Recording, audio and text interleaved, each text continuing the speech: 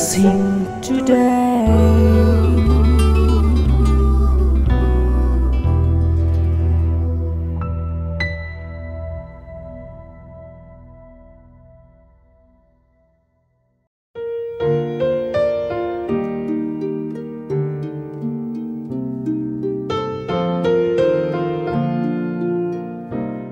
Blessing ടുഡേയിലേക്ക് സ്വാഗതം.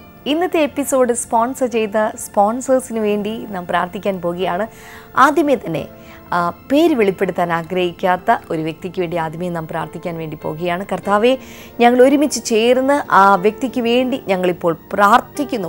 തൻ്റെ സാമ്പത്തിക കാര്യത്തിൽ കർത്താവെ ഒരു വലിയ വിടുതൽ നൽകണമേ എന്ന് പ്രാർത്ഥിക്കുന്നു. കർത്താവെ ആ ബ്ലാങ്ക് ചെക്കിൻ്റെ കേസിൽ കർത്താവിൻ്റെ ഒരു അനുഗ്രഹം, കർത്താവെ അവർക്ക് അനുകൂലമായ ഒരു കോടതി വിധി ഉണ്ടാകാനായി ഞങ്ങൾ പ്രാർത്ഥിക്കുന്നു. കർത്താവെ, ദൈവമേ, കടങ്ങൾ എല്ലാം മാറിപ്പോകട്ടെ, പലിശ കടങ്ങൾ എല്ലാം മാറിപ്പോകട്ടെ എന്ന് പ്രാർത്ഥിക്കുന്നു. കർത്താവെ അവർക്ക് കുഞ്ഞുങ്ങളില്ലല്ലോ, അത്ഭുതകരമായി ഈ വർഷം തന്നെ അങ്ങയുടെ പ്രവൃത്തി അങ്ങ് വെളിപ്പെടുത്തണമേ എന്ന് പ്രാർത്ഥിക്കുന്നു. പിതാവിൻ്റെയും പുത്രൻ്റെയും പരിശുദ്ധാത്മാവിൻ്റെയും നാമത്തിൽ ഈ കുടുംബത്തെ ഞങ്ങളിപ്പോൾ ചേർന്ന് അനുഗ്രഹിക്കുന്നു. കർത്താവെ, യേശുവിൻ്റെ നാമത്തിൽ തന്നെ ആമേൻ. അടുത്തതായി മനോഹരൻ ആൻഡ് സുഗന്ധി ഫ്രം ട്രിവാൻഡ്രം, അവർക്ക് വേണ്ടി നമ്മൾ ഒരുമിച്ച് ചേർന്ന് പ്രാർത്ഥിക്കാനായി പോവുകയാണ്. കർത്താവെ, ഞങ്ങൾ ഒരുമിച്ച് മനോഹരന് വേണ്ടി സുഗന്ധിക്ക് വേണ്ടി പ്രാർത്ഥിക്കുന്നു. കർത്താവെ, എല്ലാ പ്രശ്നത്തിൽ നിന്നും വിടുതൽ അങ്ങ് കൊടുക്കണമേ. കർത്താവെ, പ്രത്യേകിച്ച് ഡയബറ്റീസിൽ നിന്നും പൂർണ്ണമായ സൗഖ്യത്തെ അങ്ങ് കൊടുക്കണമേ. ബ്രദർ മനോഹരന് വേണ്ടി പ്രാർത്ഥിക്കുന്നു. ആത്മീകമായ വളർച്ച നൽകണമേ, എല്ലാ അനുഗ്രഹങ്ങളാലും നിറയ്ക്കണമേ. കർത്താവെ, ആൻസിക്ക് വേണ്ടി പ്രാർത്ഥിക്കുന്നു. കർത്താവെ, അവരുടെ മകൾ ആൻസിക്ക് കർത്താവെ 10th ബോർഡ് എക്സാമിൽ നല്ല മാർക്കോടെ പാസ്സാകാൻ, അതുപോലെ നല്ല ഒരു സ്വഭാവമുള്ള കുഞ്ഞായി, നല്ല ദൈവികമായ ഭാവി ഉള്ളൊരു കുഞ്ഞായി ആ കുഞ്ഞ് മാറുവാനായി ഞങ്ങൾ ഒരുമിച്ച് പ്രാർത്ഥിക്കുന്നു. കർത്താവെ, യേശുവിൻ്റെ നാമത്തിൽ തന്നെ ആമേൻ, ആമേൻ. ഇന്നത്തെ എപ്പിസോഡ് സ്പോൺസർ ചെയ്തതിന് പ്രത്യേകമായി നന്ദി. ഈ രണ്ട് കുടുംബത്തോടും അറിയിക്കുന്ന കർത്താവ് നിങ്ങളെ ധാരാളമായി അനുഗ്രഹിക്കട്ടെ.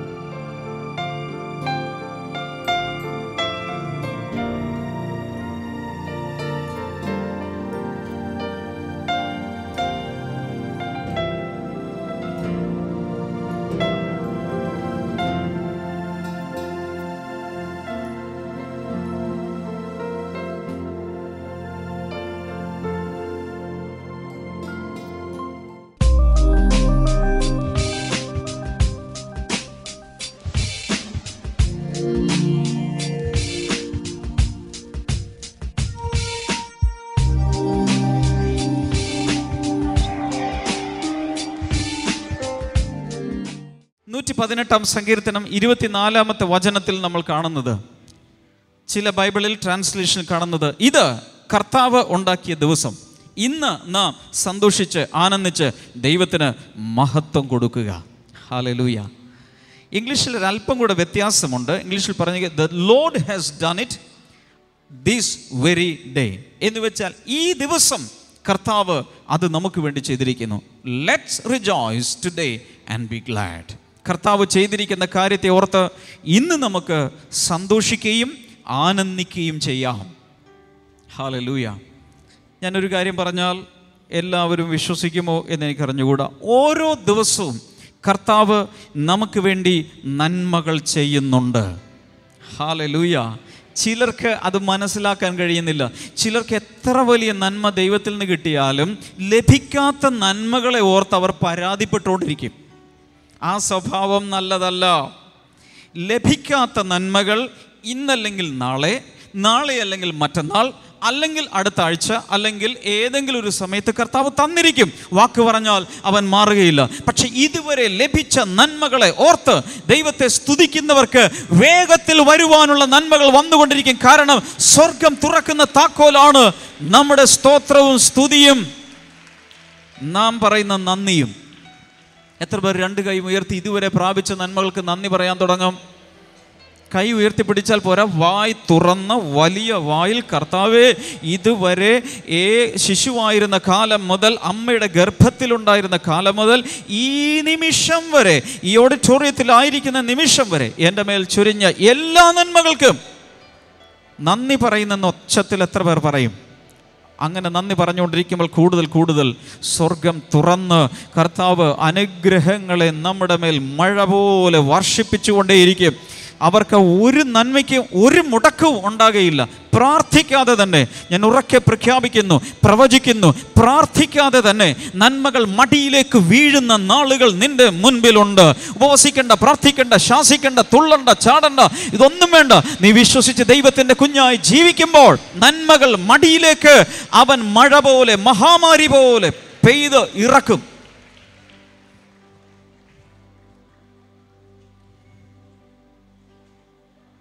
ഹല്ലേലൂയ.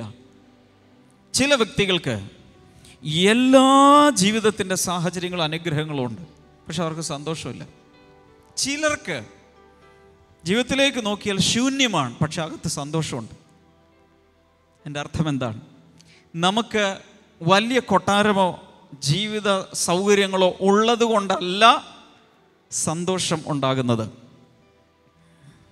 കോടികളുടെ ബാങ്ക് ബാലൻസും ലാൻഡ് പ്രോപ്പർട്ടിയും തലമുറകൾ എത്ര തിന്നാലും തീരാത്ത മുതലും സ്വത്തും ഉള്ളവർ ആത്മഹത്യ ചെയ്തിട്ടുണ്ട്. ഹലോ, കിടക്കാൻ ഒരു കിടപ്പാടം പോലും ഇല്ലാതെ സന്തോഷത്തോടെ അവിടെ ഇവിടെയൊക്കെ വാടകയ്ക്കൊക്കെ കിടന്നുറങ്ങുന്നവരുമുണ്ട്. ദൈവരാജ്യം അകത്ത് വരുമ്പോൾ സന്തോഷത്തിൻ്റെ നിറവുണ്ടാകും.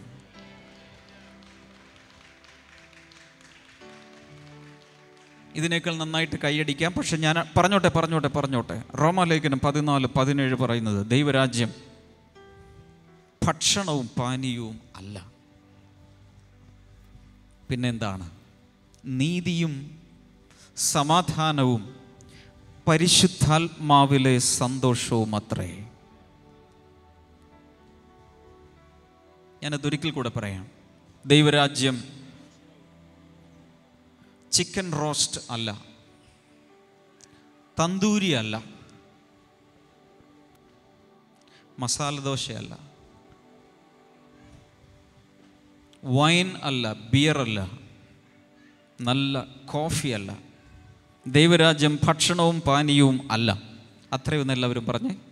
ദൈവരാജ്യം എല്ലാവരും പറഞ്ഞില്ല. എല്ലാവരും ഒന്ന് പറഞ്ഞ്, ദൈവരാജ്യം ശാപ്പാടല്ല. ശാപ്പാട് കഴിക്കുമ്പോൾ കിട്ടുന്ന സന്തോഷമല്ല ദൈവരാജ്യത്തിൻ്റെ സന്തോഷം, അത് വേറെയാണ്.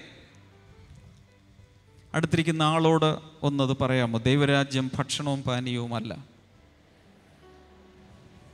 അടുത്തിരിക്കുന്ന ആളെ പരിചയമില്ലെങ്കിലും കുഴപ്പമൊന്നുമില്ല, പറഞ്ഞോ, ഒരിക്കൽ കൂടെ പറഞ്ഞോ. ദൈവരാജ്യം ഭക്ഷണവും പാനീയവുമല്ല. അടുത്തിരിക്കുന്ന 4 പേരോടെങ്കിലും അത് പറഞ്ഞിരിക്കണം. പറഞ്ഞേ, ദൈവരാജ്യം. തിരിഞ്ഞും അപ്പുറത്തോട്ടും ഇപ്പുറത്തോട്ടും പുറയിലോട്ടൊക്കെ ഒന്ന് പറഞ്ഞു, ദൈവരാജ്യം ഭക്ഷണവും പാനീയവും അല്ല. ഇനി എന്താണ്? നീതിയും സമാധാനവും പരിശുദ്ധാത്മാവിലെ സന്തോഷവും അത്രേ. പോക്കറ്റിൽ കാശുണ്ടെങ്കിലും ഇല്ലെങ്കിലും പരിശുദ്ധാത്മാവ് അകത്തു വരുമ്പോൾ സന്തോഷമുണ്ടാകും. എല്ലാവരും കേട്ടില്ല? ഒന്നുകൂടെ പറയാം. മൊത്തം കടമാണ്, പക്ഷേ പരിശുദ്ധാത്മാവ് അകത്തു വരുമ്പോൾ സന്തോഷം ഉണ്ടാകും. ശരീരം മുഴുവൻ ദീനമാണ്, പക്ഷെ അകത്ത് പരിശുദ്ധാത്മാവ് ഉണ്ടെങ്കിൽ സന്തോഷത്തിന് കുറവുണ്ടാവില്ല. ഇപ്പൊ ചിലർക്കൊക്കെ പിടുത്തം കിട്ടി തുടങ്ങിയിട്ടുണ്ട്. ഹല്ലേലൂയാ. ചുരുക്കി പറഞ്ഞാൽ, ഈ ലോകത്തിലുള്ള നിങ്ങളുടെ ജീവിതത്തിൻ്റെ നിലവാരങ്ങളോ നിങ്ങൾ അനുഭവിക്കുന്ന നന്മകളെയോ ആശ്രയിച്ചല്ല അകത്തെ സന്തോഷം ഇരിക്കുന്നത്. അകത്തെ സന്തോഷം ഇരിക്കുന്നത് സ്വർഗത്തിൽ നിന്നും ഇറങ്ങി നിന്റെ അകത്ത് വസിക്കുന്ന പരിശുദ്ധാത്മാവിലാണ്. അകത്ത് പരിശുദ്ധാത്മാവുണ്ടോ? സന്തോഷിക്കാം. അകത്ത് പരിശുദ്ധാത്മാവില്ലെങ്കിൽ സന്തോഷിക്കാൻ കഴിയില്ല. കൈകൾ ഉയർത്തി പറഞ്ഞാലും, കർത്താവേ, ജീവിതത്തിൽ എന്തെല്ലാം കുറഞ്ഞു പോയാലും പരിശുദ്ധാത്മാവ് മാത്രം കുറയരുതേ. ഒന്ന് ആത്മാർത്ഥമായി പ്രാർത്ഥിക്കാമോ? കർത്താവേ, എൻ്റെ വീട് പോയാലും, എൻ്റെ പണം പോയാലും, ജോലി പോയാലും, സമ്പത്ത് മൊത്തം നഷ്ടപ്പെട്ടാലും, എന്തെല്ലാം ഈ ഭൂമിയിൽ നഷ്ടപ്പെട്ടാലും, കർത്താവേ, അങ്ങയുടെ പരിശുദ്ധാത്മാവ് മാത്രം എനിക്ക് നഷ്ടപ്പെടരുതേ. എത്ര പേർ രണ്ട് കൈകളും ഉയർത്തി ഉച്ചത്തിൽ ദൈവത്തോട് കരയും, കർത്താവേ, പരിശുദ്ധാത്മാവ് മാത്രം എന്നിൽ കുറയരുത്. അനുദിനം പരിശുദ്ധാത്മാവ് എൻ്റെ ഉള്ളിൽ വർദ്ധിച്ചു വരട്ടെ, ആത്മാവിൻ്റെ സന്തോഷം വർദ്ധിച്ചു വരട്ടെ. എത്ര പേർ ആത്മാർത്ഥമായി പ്രാർത്ഥിക്കുന്നുണ്ട്? അവർക്ക് വേണ്ടി കർത്താവ് ഈ നിമിഷം മുതൽ എന്തൊക്കെയോ ചെയ്യാൻ പോവുകയാണ്. പുറത്ത് എന്തും നടക്കട്ടെ, അത് പ്രശ്നമല്ല. അപ്പസ്തോലന്മാർ കാരാഗൃഹത്തിൽ കിടന്നു, പക്ഷെ സന്തോഷത്തിന് കുറവുണ്ടായില്ല. അവർ അർദ്ധരാത്രിയിൽ ചങ്ങലകൾ കിലുക്കി കൈകാലുകൾ മുഴുവൻ ആമത്തിൽ കിടക്കുമ്പോഴും കൈകൾ അടിച്ച് ആത്മാവിൽ സന്തോഷിച്ച് അവർ ആരാധിച്ചപ്പോൾ ബൈബിൾ പറയുന്നു, കാരാഗൃഹം പൊളിഞ്ഞുപോയി, അടിത്തറ പോലും പൊളിഞ്ഞുപോയി, എല്ലാ തടവുള്ളികളും സ്വതന്ത്രമായി. എന്തുണ്ടായിട്ടാ? FD ഇല്ല, ബാങ്ക് ബാലൻസ് ഇല്ല, പുറത്ത് കാർ വെയിറ്റ് ചെയ്യുന്നില്ല, ഒന്നുമില്ല. പക്ഷെ അകത്ത് പരിശുദ്ധാത്മാവ് ഉള്ളതുകൊണ്ട് അവർ കാരാഗൃഹങ്ങളെ പൊളിക്കുന്ന വ്യക്തികളായി മാറി. അവർ അകത്തൊരു സന്തോഷമുണ്ടായിരുന്നു. ഇന്ന് പരിശുദ്ധാത്മാവ് ഇപ്രകാരം പറയുന്നു, നീ ആത്മാവിൽ സന്തോഷിക്കുമ്പോൾ നിന്നെ കൊണ്ടുപോയി ഇടാൻ ശ്രമിക്കുന്ന കാരാഗൃഹങ്ങൾ പൊളിയുകയാണ്, ഭിത്തികളിൽ വിള്ളൽ വീഴുകയാണ്, അടിസ്ഥാനങ്ങൾ തകരുകയാണ്. എന്തുകൊണ്ടെന്നാൽ ആത്മസന്തോഷം നിന്റെ അകത്തേക്ക് വന്ന് നിറയുകയാണ്. ഹല്ലേലൂയ. വീണ്ടും കൈകൾ തട്ടി യേശുവിനെ നന്ദി പറയാം. Hallelujah, hallelujah, hallelujah, hallelujah, hallelujah, hallelujah. ഒരു നിമിഷം ശ്രദ്ധിക്കണേ. അപ്പോസ്തലപ്രവൃത്തികൾ 16 പറയുന്നത്, അപ്പോസ്തലന്മാരായ പൗലോസും ശീലാസും അർദ്ധരാത്രിയിൽ പാടി അവർ ദൈവത്തെ സ്തുതിച്ചപ്പോഴാണ് ഞാൻ നേരത്തെ പറഞ്ഞതുപോലെ ആ കാരാഗൃഹം പൊളിഞ്ഞു പോയത്. ജയിൽ ബ്രേക്കിംഗ് മിനിസ്ട്രി, കാരാഗൃഹങ്ങൾ പൊളിക്കുന്ന ശുശ്രൂഷ, അതാണ് അവർ ചെയ്തത്. ഒരാളതിനെ ഇങ്ങനെയാണ് വ്യാഖ്യാനിച്ചത്. ബൈബിൾ പറയുന്നു, സ്വർഗം ദൈവത്തിൻ്റെ സിംഹാസനം, ഭൂമി അവൻ്റെ പാദപീഠം. എന്ന് വെച്ചാൽ രാജാക്കന്മാരൊക്കെ പണ്ട് സിംഹാസനത്തിലിരിക്കുമ്പോൾ സ്വർണം കൊണ്ടോ വെള്ളി കൊണ്ടോ ഉണ്ടാക്കിയ ഒരു പാദപീഠം, ഒരു ഫുഡ് സ്റ്റൂൾ ഉണ്ടായിരുന്നു. കൊച്ച് നമ്മുടെ നാട്ടിലൊക്കെ കൊരണ്ടിപ്പല കണ്ടിട്ടുണ്ടോ, ഹൈറ്റ് കുറഞ്ഞ, അതുപോലെ സ്വർണം കൊണ്ടുണ്ടാക്കിയ അതിന്മേലാണ് രാജാക്കന്മാർ കാല് വയ്ക്കുന്നത്. എവിടെ ഇരുന്ന ശേഷം? സിംഹാസനത്തിൽ ഇരുന്ന ശേഷം. അപ്പുറത്തുപ്പുറത്തൊക്കെ തോഴന്മാരും തോഴിമാരൊക്കെ വെഞ്ചാമരം കൊണ്ട് വീശിക്കൊണ്ടിരിക്കുക, പഴയകാലം പറയുന്നത്. ഇതുപോലെ ദൈവം ഇരിക്കുന്ന ഇരിപ്പിടം, സിംഹാസനം സ്വർഗമാണ്. അവിടെ സിംഹാസനത്തിലിരുന്ന് കർത്താവ് കാല് താഴേക്ക് തൂക്കിയിട്ടപ്പോൾ എവിടെ വരെ വന്നു? ഭൂമി വരെ വന്നു. ഭൂമി എന്താ? രാജാക്കന്മാർ കാല് വയ്ക്കുന്ന ആ പാദപീഠം. അപ്പോൾ കാല് കർത്താവ് ഭൂമിയിൽ വെച്ചു. ഒരു ദിവസം രാത്രിയിൽ 2 ദൈവപുരുഷന്മാർ, അഭിഷിക്തന്മാർ, കൈകാലുകൾ ചങ്ങലയിലും ആമത്തിലും കിടക്കുമ്പോഴും അകത്ത് സന്തോഷത്തിന് കുറവില്ലാത്തത് കൊണ്ട് നമ്മളാണെങ്കിൽ വലിയൊരു പെറ്റീഷൻ എഴുതിയാനെ, കർത്താവിൻ്റെ വേലയ്ക്ക് ഇറങ്ങിയിട്ട് എന്നെ കർത്താവ് കൊണ്ടുവന്നിട്ടിരിക്കുന്ന ഇവിടെയാണ് ദൈവമക്കളെ, ഭൂമിയിൽ എല്ലായിടത്തും SMS അയച്ച്, ഇമെയിൽ അയച്ച് എനിക്ക് വേണ്ടി പ്രാർത്ഥന സഹായം ചോദിക്കണം, എത്രയും വേഗം വിടുതൽ കിട്ടാൻ. പക്ഷെ അവരതിനൊന്നും ചെയ്തില്ല.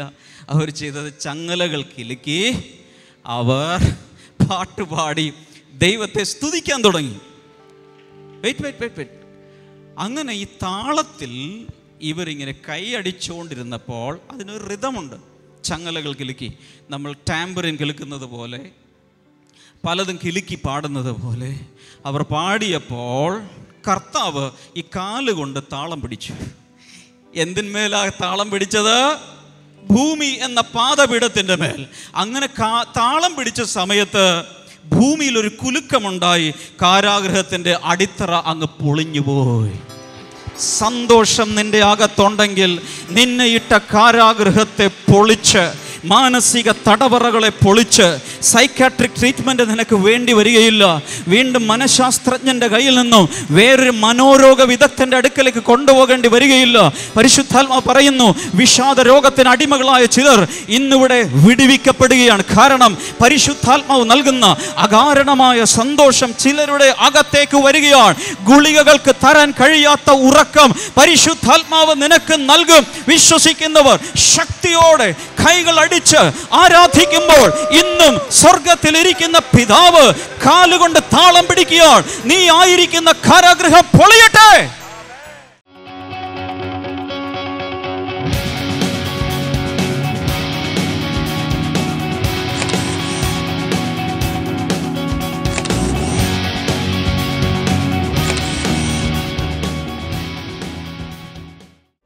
ഈ സഹോദരിയുടെ പേര് സുലോചന എന്നാണ്. ഈ സഹോദരിക്ക് 2 വർഷത്തിന് മുൻപ് നടുവേദന ആരംഭിച്ചു. താൻ തുടർന്ന് പരിശോധിച്ചപ്പോൾ അത് കഠിനമായപ്പോൾ ഈ സഹോദരി സാമ്പത്തികമായി വളരെ ക്ലേശങ്ങളുള്ളത് കൊണ്ട് താൻ ആദ്യം തന്നെ ട്രീറ്റ്മെൻറ്റിന് പോയില്ല. എന്നാൽ ഇത് ഒട്ടും തനിക്ക് ജോലി ചെയ്യാൻ പറ്റാത്തൊരു അവസ്ഥ വന്നപ്പോൾ ഈ സഹോദരി കൊണ്ടുപോയി തമിഴ്നാട്ടിലാണ് താൻ ജോലി ചെയ്യുന്നത്. അവിടെ ഡോക്ടറെ കാണിച്ചു.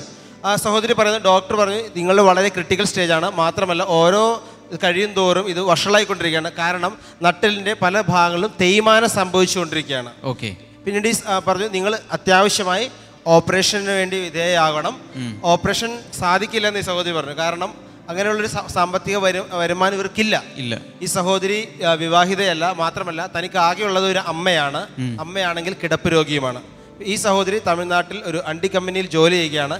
ഈ സഹോദരി ജോലി ചെയ്താൽ മാത്രമേ അവർക്ക് ഭക്ഷണത്തിന് പോലുള്ള വക ഉണ്ടാവുകയുള്ളൂ. ഈ സഹോദരി പറഞ്ഞു ഓപ്പറേഷൻ ചെയ്യാൻ സാധ്യമല്ല. പിന്നുള്ളൊരു ഓപ്ഷൻ താൻ പറയുന്നു, വലിയ വീതിയുള്ള ബെൽറ്റ്, ഫുള്ള് നടുഭാഗം കവർ ചെയ്യുന്ന രീതിയിലുള്ള വീതിയുള്ളൊരു ബെൽറ്റായിരുന്നു തന്നെ ഇടിച്ചത്. ബെൽറ്റ് ഇട്ടിട്ട് കാല് കെട്ടി ഹാങ് ചെയ്ത് അങ്ങനെ കിടക്കണം എന്ന് പറഞ്ഞു. 3 മാസം ബെഡ് റെസ്റ്റ് പറഞ്ഞു, മരുന്നോടുകൂടി. താൻ പറഞ്ഞു ബെൽറ്റ് ഞാനിടാം, പക്ഷെ എനിക്ക് കാല് കെട്ടി അങ്ങനെ കിടക്കാൻ പറ്റില്ല, ഞങ്ങൾക്ക് ഭക്ഷണം കഴിക്കണമെങ്കിൽ ഞാൻ തന്നെ ജോലിക്ക് പോകണം. ആ സഹോദരി ചെയ്തത്, താൻ വലിയ ബെൽറ്റ് വാങ്ങിച്ചു, താൻ നടുവേദനയ്ക്ക് വേണ്ടി ബെൽറ്റ് കെട്ടി ജോലി ചെയ്യാൻ തുടങ്ങി. കാരണം ആ കമ്പനിയിലുള്ള ആളുകൾ തന്നെ സഹായിക്കാൻ തുടങ്ങി. ഭാരമുള്ള ജോലികൾ കൊടുക്കാതെ തന്നെ സഹായിച്ചുകൊണ്ട് താൻ പതുക്കെ വേദന സഹിച്ച് തന്നെ അങ്ങോട്ടും ഇങ്ങോട്ടും നടന്നൊക്കെ ചെയ്തു. അങ്ങനെ ഇരിക്കുമ്പോഴാണ് ബ്രദർ ഡാമിയൻ ഇപ്രകാരം പറഞ്ഞു, നട്ടലിന് തേയ്മാനമുള്ള ഈ പ്രോഗ്രാം കാണുമ്പോഴാണ് പ്രത്യേകം പറഞ്ഞു, വലിയ വീതിയുള്ള ബെൽറ്റ് നടുഭാഗത്ത് ഇട്ടിരിക്കുന്ന ഒരു സഹോദരി എന്ന് പറഞ്ഞു. എന്ന് എടുത്തു പറഞ്ഞു ഉദരത്തിന്റെ ഭാഗത്ത് ഒരു ബെൽറ്റ് ഇട്ട്, ഒരു വീതിയുള്ള ഒരു ബെൽറ്റ് കൊണ്ട് മുറുക്കിയാൽ എങ്ങനെയുണ്ട് അതുപോലെ വേദന അനുഭവിക്കുന്ന ഒരു വ്യക്തി തൽക്ഷണം ഇപ്പോൾ സൗഖ്യമാകുകയാണ്. ആ സമയത്ത് തന്നെ തൻ്റെ ശരീരം മുഴുവൻ, നട്ടലിൻ്റെ ഭാഗം മാത്രമല്ല തല മുതൽ താഴെ വരെ വിറയ്ക്കാൻ തുടങ്ങി. ആ സമയത്ത് തൻ്റെ കാല് നിലത്ത് ഉറക്കുന്നില്ല. താൻ പറഞ്ഞു അത് പ്രെയർ കഴിഞ്ഞപ്പോൾ തന്നെ തൻ്റെ ആ ബെൽറ്റ് താൻ ഊരി മാറ്റി, പിന്നെ ഒരിക്കലും അതിടേണ്ടി വന്നിട്ടില്ല. അന്ന് മുതൽ എല്ലാ ജോലികളും ചെയ്യാൻ തുടങ്ങി. ഒരു നട്ടലിന് രോഗിയായിരുന്ന ഒരു വ്യക്തി എന്നുള്ള ഒരു തെളിവുമില്ലാണ്ട് കർത്താവ് പൂർണ്ണ സൗഖ്യം, പൂർണ്ണ ആരോഗ്യം ഇവർക്ക് കൊടുത്തു. എനിക്ക് അന്നുണ്ടായ അനുഭവം ഒന്നുകൂടി കേൾക്കണം സിസ്റ്റർ. എല്ലാം അനുഭവിച്ചത് TV കണ്ടുകൊണ്ടിരിക്കുകയായിരുന്നു. അപ്പോഴും ബ്രദർ ഇങ്ങനെ പ്രാർത്ഥിക്കുകയായിരുന്നു, നട്ടലിന് വേദനയുള്ള ഒരു വ്യക്തി വീതിയുള്ള ബെൽറ്റ്, നീളമുള്ള ബെൽറ്റ് ഉപയോഗിച്ചിരിക്കുന്നു, ആ വ്യക്തിയെ കർത്താവ് തൊടുന്നുണ്ട്, ഇപ്പോൾ തന്നെ സൗഖ്യമാവുമെന്ന് പറഞ്ഞു. അപ്പോഴും എൻ്റെ ശരീരമൊക്കെ വല്ലാതെ വിളർക്കായിരുന്നു. എന്നിട്ട് കാല് നിലത്തിൽ നിൽക്കാതെ എൻ്റെ കാല് വിറയ്ക്കുന്നു. നിൽക്കുമായിരുന്നു,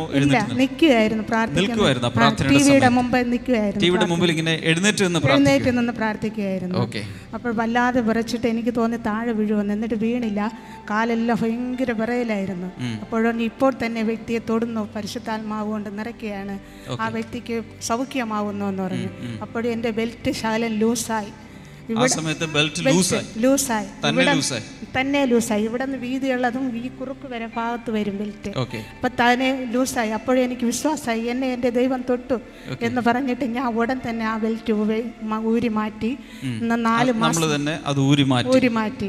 4 മാസം വരെ ആവുന്ന, അതിനുശേഷം ബെൽറ്റ് ഉപയോഗിച്ചില്ല. ഈ 4 മാസമായി ഇതുവരെ പിന്നെ ആ ബെൽറ്റ് ഉപയോഗിച്ചില്ല. കാല് തൂക്കിയിട്ട് കിടക്കേണ്ടി വന്നോ? ഇല്ല, അതും ചെയ്തിട്ടില്ല. പിന്നെ ഗുളിക കഴിച്ചുകൊണ്ടിരുന്ന, ഗുളിക ഇപ്പൊ കഴിക്കുന്നില്ല. എല്ലാ ജോലിക്ക് പോകുന്നുണ്ടോ? വണ്ടി കമ്പനിയിൽ ജോലിക്ക് പോകുന്നുണ്ട്, ജോലിയെല്ലാം ചെയ്യുന്നുണ്ട്. തൊഴിലുറപ്പിന്റെ പണിക്ക് പോകും, അതും ചെയ്യുന്നുണ്ട്. തൊഴിലുറപ്പിന്റെ പണിക്കും പോകുന്നുണ്ട്, അത് കഠിനമായ ജോലിയായിരിക്കാം, അതും ചെയ്യുന്നുണ്ട്. നോക്കൂ, നട്ടലിലെ മുഴുവൻ അതുപോലെ ഡാമേജ് ആയ ഒരു സഹോദരിയാണ്. വിവാഹം കഴിച്ചിട്ടില്ല, കിടപ്പിലായ ഒരു അമ്മ മാത്രം, സാമ്പത്തികമില്ല, സർജറി ചെയ്യാൻ സാധ്യമല്ല, ട്രീറ്റ്മെൻ്റ് എടുക്കാനുള്ള പൈസയില്ല. പക്ഷേ അങ്ങനെയുള്ളവരെ യേശു കരുണയോടെ മനസ്സലിവോടെ കണ്ട് വിടുവിക്കുന്ന ദൈവമാണ്. ഇന്നാരെങ്കിലും അതുപോലെയുള്ളവർ ഇവിടെ ഉണ്ടെങ്കിൽ കർത്താവിൻ്റെ സൗഖ്യത്തെ സ്വീകരിക്കുക. Thank you Jesus. വെന്റിലേറ്ററിൽ കിടക്കുന്ന, വീട്ടിൽ കിടപ്പ് രോഗികളായിരിക്കുന്ന, വെയിറ്റ് എല്ലാം തൂക്കിയിട്ട് നട്ടലിൻ്റെ പ്രയാസമായി കിടക്കുന്നവരുടെ മേലെല്ലാം ഇപ്പോൾ സൗഖ്യം നടക്കാൻ തുടങ്ങട്ടെ. കർത്താവായ യേശുവിൻ്റെ നാമത്തിൽ ഒരു വലിയ രോഗസൗഖ്യം ഇപ്പോൾ ഉണ്ടാകട്ടെ. അപസ്മാര രോഗികൾ സൗഖ്യമാകട്ടെ.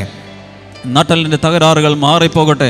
സർജറി പലത് കഴിഞ്ഞു, വിടുതലില്ലാത്ത വ്യക്തികൾ ഇപ്പോൾ സൗഖ്യമാകട്ടെ. പ്രത്യേകിച്ച് നിർധന കുടുംബങ്ങളിൽ മരുന്ന് വാങ്ങുവാൻ പൈസയില്ലാതെ, ഒരു ഓപ്പറേഷന് വേണ്ടി പൈസയില്ലാതെ, ചികിത്സിക്കുവാൻ പണമില്ലാതെ, വീട് വിൽക്കണമോ, ലോൺ എടുക്കണമോ, സ്വർണ്ണാഭരണങ്ങൾ വിറ്റ് കളയണമോ, പലതും വിറ്റായാലും ചികിത്സിക്കാം എന്നൊക്കെ വിചാരിക്കുന്ന ദരിദ്ര കുടുംബങ്ങളിലേക്ക് ഇപ്പോൾ യേശുവിൻ്റെ രോഗസൗഖ്യം കയറി ചെല്ലട്ടെ. ശബ്ദത്തിൽ എല്ലാവരും ഒരിക്കൽ കൂടെ പ്രാർത്ഥിക്കാൻ. ദൈവമേ, വിടുതലുകൾ എല്ലാ ഇടങ്ങളിലും ഉണ്ടാകട്ടെ. Thank you father. ദൈവികമായ വിടുതലുകൾക്കായി ഞങ്ങൾ നന്ദി പറയുന്നു. Thank you Jesus. യേശുവിൻ്റെ രോഗസൗഖ്യം എല്ലാ ഇടങ്ങളിലും എത്തിച്ചേരുന്നതിനാൽ നന്ദി. Thank you Lord. ഈ സഹോദരിയെ ഞങ്ങൾ അനുഗ്രഹിക്കുന്നു യേശുവിൻ്റെ നാമത്തിൽ തന്നെ. ആമേൻ.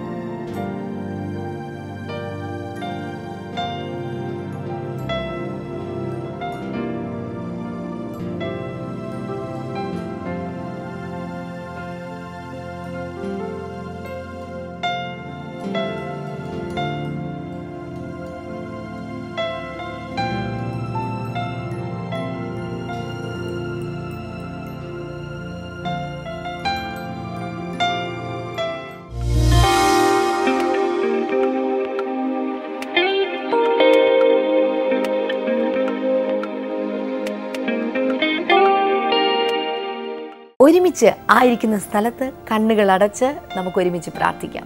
കർത്താവെ, ഞങ്ങൾ ഒരുമിച്ച് പ്രാർത്ഥിക്കുന്നു.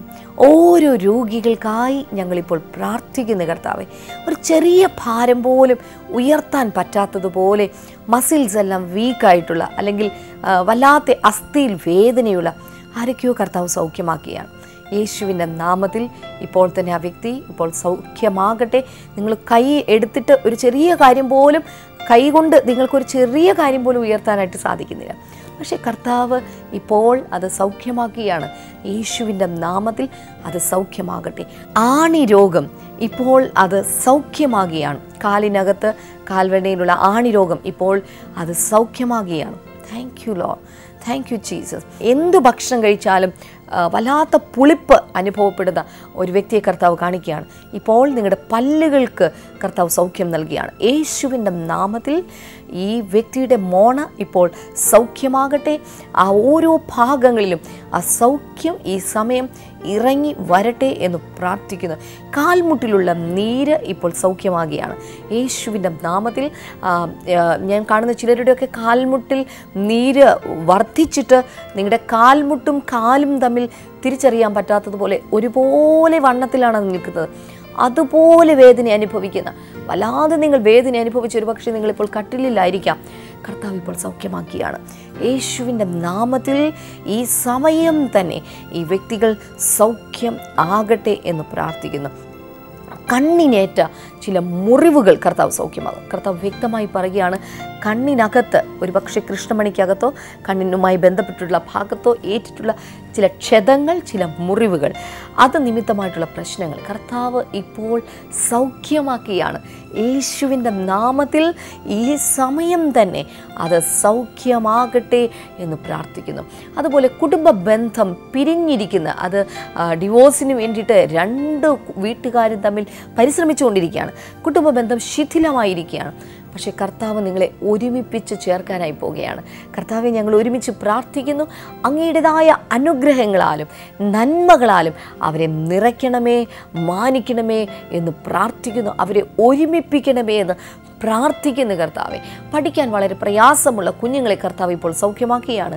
യേശുവിൻ്റെ നാമത്തിൽ അത്തരം കുഞ്ഞുങ്ങൾ ഇപ്പോൾ തന്നെ വിടുതൽ പ്രാപിക്കട്ടെ, സൗഖ്യമാകട്ടെ എന്ന് പ്രാർത്ഥിക്കുന്നു.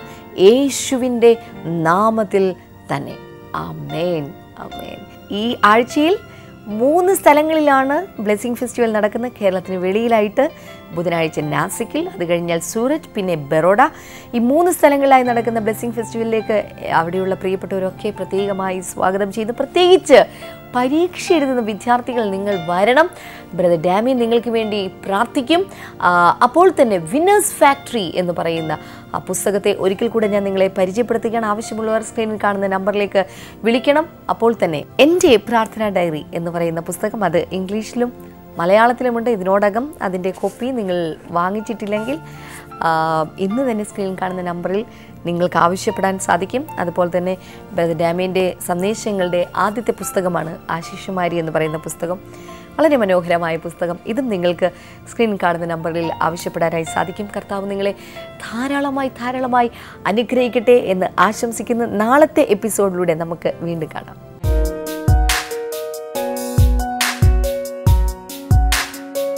Welcome back to Bible and you. ഇന്നത്തെ ചോദ്യം ഇതാണ്: യഹോവ ബാധിച്ചതിനാൽ ജീവപര്യന്തം കുഷ്ഠരോഗിയായി തീർന്ന രാജാവ്. Which king was afflicted by the Lord with leprosy until his death? Options: A. അസരിയാവ്, B.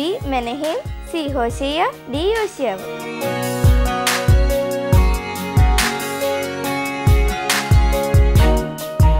നിങ്ങളുടെ ഉത്തരങ്ങൾ 9645221221 എന്ന നമ്പറിലേക്ക് SMS ചെയ്യുക. ചെയ്യേണ്ട format BT space ABC or D space നിങ്ങളുടെ പേരും പൂർണ്ണ മേൽവിലാസവും. ശരിയുത്തരം അയക്കുന്നവർക്ക് സമ്മാനങ്ങൾ നൽകുന്നത് OM ബുക്സ് ആണ്.